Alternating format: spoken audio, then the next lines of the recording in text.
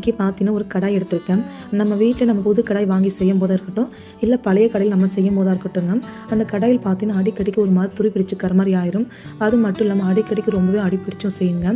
அதுக்காக இந்த டிப்பை நீங்கள் ட்ரை பண்ணுங்கள். ஒரே ஒரு பொருள் மட்டும் இருந்தால் போதும். எவ்வளோ துரு பிடிச்ச கரையாக இருந்தாலும் அடிப்பிடிச்ச கரையாக இருந்தாலும் ரொம்ப ஈஸியாக போக்கிடலாங்க. அது என்ன பவுடர்னு சொல்லி பார்த்தா ரீஃப்ளைக் பவுடருங்க. அதாவது பித்தாம்பரி பவுட்ரு. ஒரு கொஞ்சம் போல் மட்டும் நம்ம கடாய்க்குள்ளே சேர்த்துக்கலாங்க. அதுக்கப்புறம் நம்ம ஒரு ஸ்க்ரப் வச்சுட்டு எந்த இடங்களில் துருப்பிடிச்சுக்கரை அடிப்பிடிச்சுக்கரை எந்த கரையாக இருந்தாலும் இந்த பவுடர் வச்சு நீங்கள் தேய்ச்சி க்ளீன் பண்ணும்போது எல்லாமே ரொம்ப ஈஸியாக ரிமூவ் ஆகிடும். ரொம்ப தேய்த்து நீங்கள் தேய்க்க வேண்டாங்க. லைட்டாக நீங்கள் தேய்ச்சி விட்டாலே எந்த கரையாக இருந்தாலும் ரொம்ப ஈஸியாக போயிடுங்க. அந்த கடாய் நீங்கள் பார்த்தா தெரியும், அந்த கரை எல்லாமே ரொம்ப ஈஸியாக போயிடுச்சுங்க. இப்போ பார்க்குமே ரொம்ப புதுசு போலவே தெரியுங்க.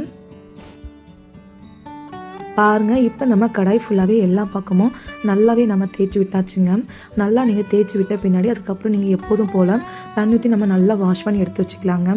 கண்டிப்பாக இந்த டிப்பு உங்களுக்கு ரொம்ப ரொம்ப யூஸ்ஃபுல்லாக இருக்கும். எவ்வளோ அழுக்கு கரை துருப்பிடிச்சுக்கிற எந்த கரையாக இருந்தாலும் இந்த பித்தாம்பரி பவுடர் மட்டும் ஒன்று போதும்.